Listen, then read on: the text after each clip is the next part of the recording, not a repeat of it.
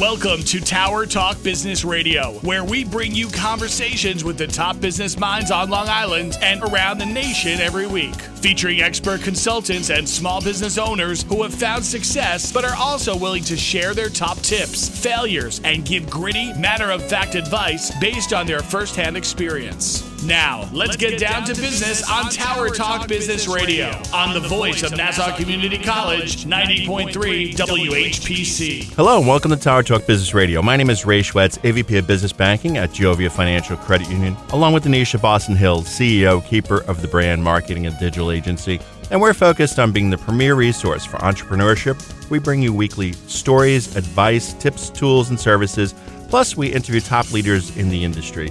We've had the fortune of interviewing a few cool authors in business over the years, and we felt it was appropriate to feature our next guest, my dear friend, Bryan Thomas Norton. He's a filmmaker and author of For God's Sake, Get Out, the ultimate tome of the history of the Amityville Horror films. So very excited. Bryan, welcome to the show. Very excited to be here. I'm honored. And I haven't seen you since we did that thing with Elizabeth Shepard a while ago. Yes. Yeah, that was a lot of fun. And what a Home and Tomb of Ligeia. Yes. The Tomb of Ligeia, talking about Vincent Price, all the good stuff. So if you haven't been able to tell, Bryan and I are both avid horror film fans. And we definitely share a common obsession. I think it has something to do with our age. We're pretty close in age. I think I'm about a year older than you, and I think we were I call it the first generation VHS kids. Yes, AKA probably indoor kids. Yes, I think if you were to ask somebody what beta is, you and I would know, but nobody else would know. CED video disc. Come on, yes. All the good stuff. And of course, around that time was something that happened. And if you were a Long Islander or a New Yorker, you definitely know about the Amityville Horror. So it's something I've been obsessed with since reading Jay Anson's novel back in the day, taking it out from the library. That cover with the house and the flies on it, creepy as all heck. And Bryan, obviously you share that. So before we go into Amityville, though, why don't we talk just a little bit about you? Because you have a really cool background. You've done a lot of great work. So I'd like to talk with you about kind of how you got bit by the filmmaking bug and how you got into that type of work. And then, taking that and parlaying that into being an author now. Oh, well, I'm sure we have similar stories. It has something to do with our age and being the VHS kids, and I notice a lot of people who grew up being super fans of horror often went into filmmaking, and I came up through the film school system, anything to get my butt out of Rhode Island where I was, because I was a movie nerd, and back then everyone was like an MTV nerd, and I listened to Jerry Goldsmith's music, and I had the soundtrack to Final Exam. I didn't so I thought when I got to first I went to Sarah Lawrence for undergrad in film studies, and then I went to NYU for graduate film. But I thought I was going to be with my brethren, and nope, I was the horror nerd. So it took me a little while to admit it. I kind of hid that part of NYU thinking it was going to tarnish any reputation, but then I finally let it out, and you embraced it. They get snobbery a little bit. Well, now it's such a cool thing. I always joke that, when I was a kid, I was into superheroes, I was into horror stuff, and that was the kind of stuff that got me beat up as a kid. Now it's the cool stuff. Everybody's into it. Yeah, you know what? Everyone's into it, and they know what really irks me sometimes, because me, I have no filter, but when I went to school with people who literally mocked my appreciation of horror films. Why would you watch that? It's so superior. And a couple of them have been hired to do these really big budget, some of them remakes and some of them other ones. So it's funny. It's like they get chosen to work in a genre that they already have contempt for. And I can tell when I watch a movie that people have sort of contempt for or whatever, but they're using it as a springboard. But I will. I'm going to haunt them with their own words before. Good. Now, what possessed you, pun intended, to kind of get into writing a tome, a huge, like a book about all the Amityville films? Because of course we know the Amityville Horror, but there's tons of Amityville movies. What possessed you to kind of go into that? There is a wonderful publisher of sort of niche film books named Bear Manor, and I don't know who buys their books other than me, because it's like, The Making of Alice, or beautiful hardcover books that cover stuff that you're not going to see anywhere else. And the Ben Omart there, we went back and forth about doing a book, and what could we cover? And to be honest, Amityville was something that hadn't been covered before. And I knew a lot about Amityville, and I was a fan. And Amityville is probably not the hill I want to die on, but I said, absolutely, sure. And so he's been very, very patient, because this is taken a long time. I've never written a book before, and I'm learning a lot, but it's gonna be really epic. Yeah. So, but I've learned that there are hardcore Amityville fans out there. It was interesting because the longer that it's gone on, the more access I've had to things that I never thought I'd get access to. Certain actors. I mean, I probably interviewed everyone who ever worked on the first 3 Amityville movies. And Ray, those are old movies now. We're old. I know. They're over 40 years old. It's crazy. Right. I mean, I was watching Amityville 3D in the theater all alone yesterday, it seems, so. I know, it does go quick. And those stars, I mean, there's wonderful casts for these movies. Amityville 1, 2, and 3, 2 being my personal favorite of the 3, but they're all amazing. I have a sneaking suspicion that Amityville 2 is probably the reason why this book would get greenlit, because that is the favorite, the one that was dismissed when it came out. And I think Tarantino said it was one of the greatest sequels ever, or gave it some sort of love like that. And one thing I've learned from being a film teacher, love him or hate him, if he says something, my students suddenly get it. I mean, I had a 16 millimeter print of Amityville 2, and I was a film professor at New York Film Academy, and I had access to the theater at Tammany Hall. So I remember students like, it was you could come if you want to on a Saturday night. Like, ooh, why? And then the next year he said something about it. So other people like, I get it. Yeah, subversive. So people can be taught what to like, I think. But Amityville 2, oh my God. Yeah, I remember seeing the Roger Ebert Siskel review of it back in the day, and they showed the scene with him walking around possessed with a shotgun. And as a kid, I was terrified, and I was thinking, oh my goodness, the intensity. And then Ebert gets on and he says, have you seen enough? And I'm like, yeah, I have. Oh my God, I'm so scared. And he goes, but yeah, it's terrible, isn't it? And I'm like, no, no, you're missing the point. That episode of Siskel and Ebert just made me want to see it more. Yes. What's interesting is, especially, I think we were probably a little too young for Amityville 1, because it was 79. Of course I remember it, but doing all my, my homework and everything, I realized that was a huge movie. That wasn't just like for horror fans. That was like everyone went to go see that. In adjusted dollars, that's like Marvel money. Yeah. And it was so huge, and it's and they had it's huge, but they spent millions of dollars marketing it. It was everywhere. But Amityville 2, for some reason, as I was just writing recently, it just sort of appeared. Mm-hmm. It just sort of, there was no ballyhoo. It didn't really have any movie stars. Had some wonderful character actors, but certainly no one that you could hang a movie on. And it just sort of appeared, and it's I begged my mother to take me to see it. It's Lincoln Mall Cinema. And of course, she had tolerated the first Amityville on CED video disc because it's like a TV movie. It's like nothing even. Like probably 3 seconds would need to be edited out for network. And so she relented, and she took me to see Amityville 2, because Amityville 1 had her crush James Brolin in it. So what could go wrong? And within 35 minutes, she's like, "We're leaving." So repulsed by this movie, and it was a silly scene. It's a scene that, it's so funny with all the horrible murder and everything in that movie. there's a scene where a little girl puts a plastic bag over her brother's head and mock suffocates him, and that was the that just shows how mean spirited the movie is. So, but that was the scene. Like, we are leaving, and then we had to go. She ushered me into the next theater that was showing this Lucio Pavarotti stinker called Yes, Giorgio. And of course, that just made me obsessed with Amityville 2 forever. It's amazing how these things stick with us.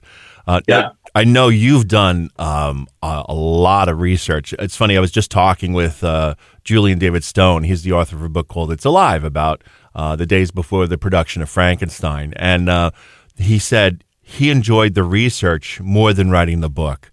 And I get from the passion that you're putting into this project that you probably feel very much the same. Can you tell us about your research process and who you've come across and spoken with? Yeah. First of all, it's, I have friends who've done 4 books in the amount of time that I've done this. But one thing that doesn't annoy me, it's just I'm not a big fan of, is just that now everyone wants to, maybe because they didn't officially study film studies or whatever, but everyone wants to just unpack, look at Amityville through the lens. I'm surprised that it hasn't been looked through the gay lens yet, but and it's like almost like a high school term paper on stuff. And I'm not saying that Amityville is not without, it's film studies worthy, but it certainly wasn't. I tried to keep myself out of it. The only time I get personal about like my Amityville 2 story is in my introduction. So I avoid things like, the underrated sequel, I'm going to stay out of it, and I'm going to stay neutral. And it's a hardcore making of book. And what's wonderful is I got access to so many things and images that have never, ever been seen before. And then actors that I contacted, that interviewed, they ended up rating their basements and attics, and they came up with Polaroids and things from the movie and stuff that they didn't even remember that they had. So it's a treasure trove. And for me, I call it like a big scrapbook. And I think it's almost like a scrapbook of our childhood. It's I got everything. I got the call sheets. I got Candy Clark sent me a whole bunch of Polaroids of her stuff, and James Brolin found something for me. He had his brother call me, because his brother played him as a mirror image. So that's been the process. All those interviews are wonderful, and getting all that stuff is wonderful. But then writing it is the tough part. Sure. It's corralling it and making it all make sense. Yeah. And I'm doing it all wrong. It's going to be wonderful. But I have this wonderful designer named Chip Landry, and he is designing the book with me. And we decided that we were going to do that at the same time. So I would write and he'd start designing instead of, probably the right way to do it. But it's interesting doing it that way. I'm sure if I write another book, I will have learned some things and probably go in a more linear way. But no, it's nice because the book's not out yet, but I've already seen some amazing layouts of it. So it's not even done. I'm not even done writing it. So. Well, the thing is, though, I think that the way that you're marketing the book, you are effectively utilizing social media to create a community around it. Can you talk a little bit about that? Yeah, I think that's one of the things with Bear Manor Media is you are responsible for your own publicity, which is like, hey, I have a group of 5,000 former film students, mandatory, we must buy this book.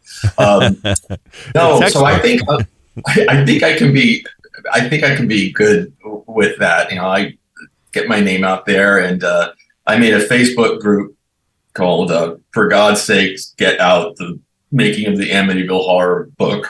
And I have a whole bunch of 1,500 people on there just asking when. So it's called the Amityville When, So, and I keep updating that with stuff. And so the marketing of it's going to be kind of fun, Yeah, I think so. Then will come the future the Monster Manias and stuff like that. But promoting it there. But that's I don't know. I'm really good with that with other people's stuff.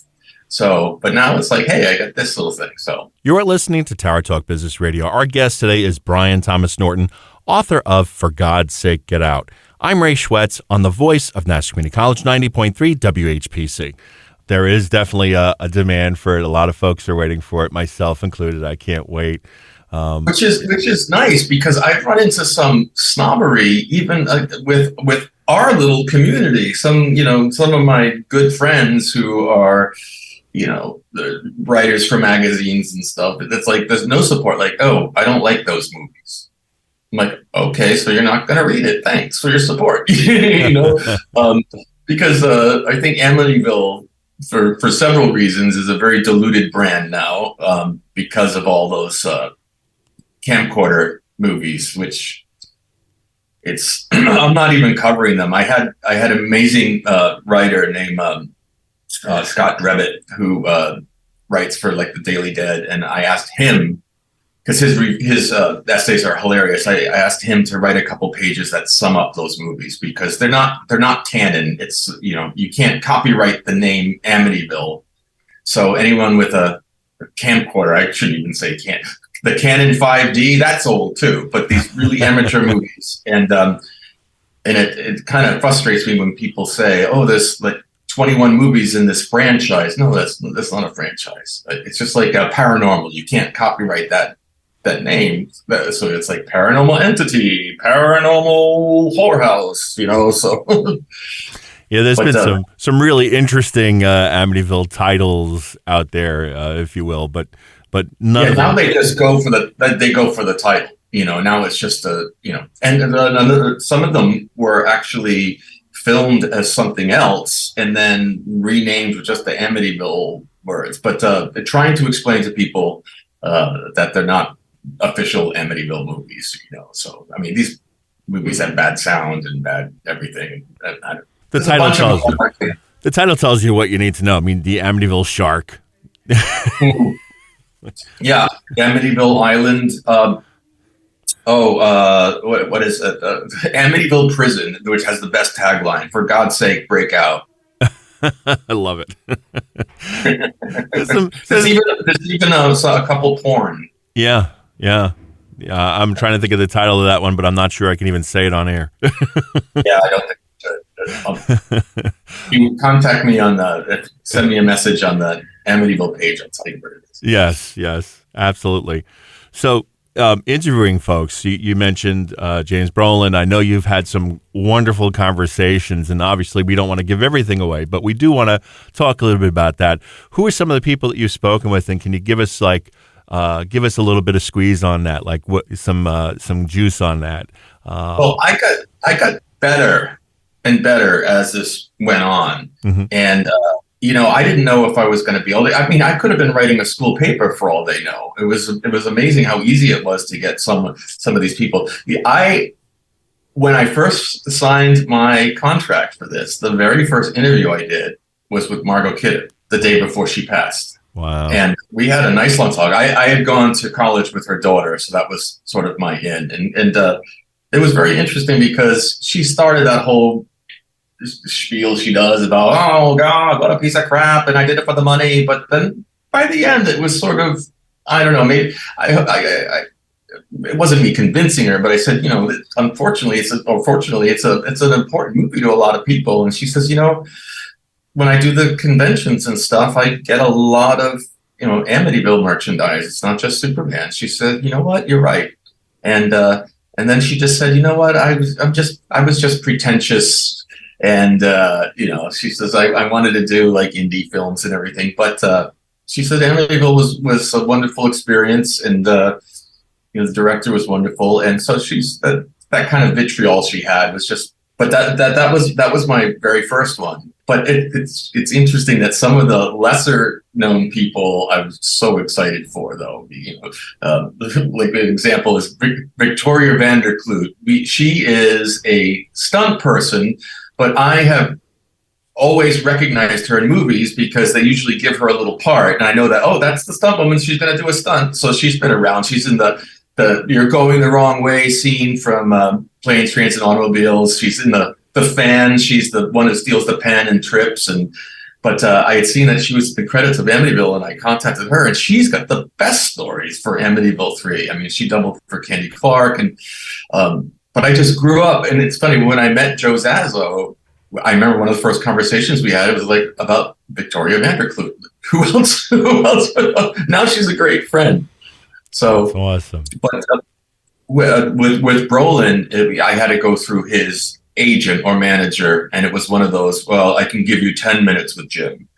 And so he called me, and we talked for hours, and he knows so much about movies and just the industry and just film history that we only talked about Amityville for a little bit, but it was just so nice, and you could just tell that he was excited to talk to someone. I don't know, it was like sneaking in the backyard. And I'm recording these, and at one moment, the other line picks up, and it's Barbara Streisand. She's like, "What are you doing?" And he's like, "An interview about what?" Like, Amityville. What's that? You know, it was hilarious. But we talked about all his other movies and stuff, and we got to talk about the car.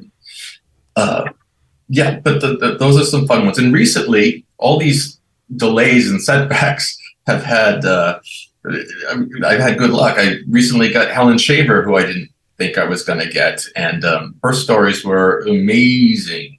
You know, she's got that part where she has to like see hell in the original. She's like, I didn't think that I was going to get her. She's a very busy director now, but amazing stuff I didn't know. And people, like I said, have been very generous with their little tokens or things that they have kept throughout the years. Yeah, and it's great that these stories are being kept alive because, like you said, the films are kind of old now.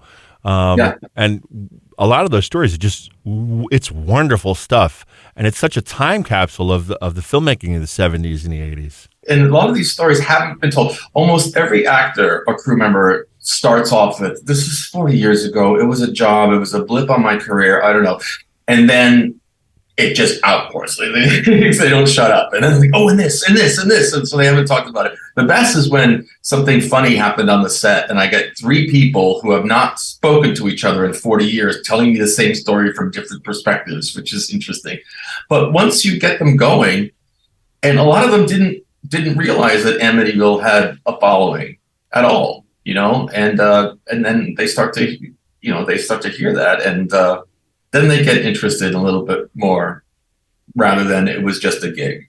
Mm-hmm. But it is a time capsule about filmmaking in the early 80s, especially on the East Coast. And a lot of the crew members would tell me how different it was back then. There was really a sense of camaraderie with the crews and stuff that doesn't exist anymore. And just the whole cast and crew staying at the Holiday Inn in Toms River, New Jersey, and all the rap parties and drugs and alcohol, and it was the 80s. So, a lot of cocaine on the set.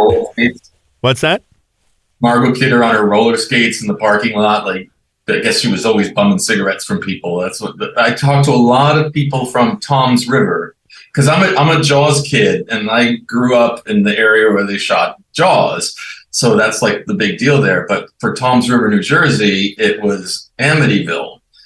That's where they built a replica of the house. So I interviewed a lot of people who got to take the day out of school and go watch the filming, or just people. So a lot of people have amazing stories and also amazing photographs.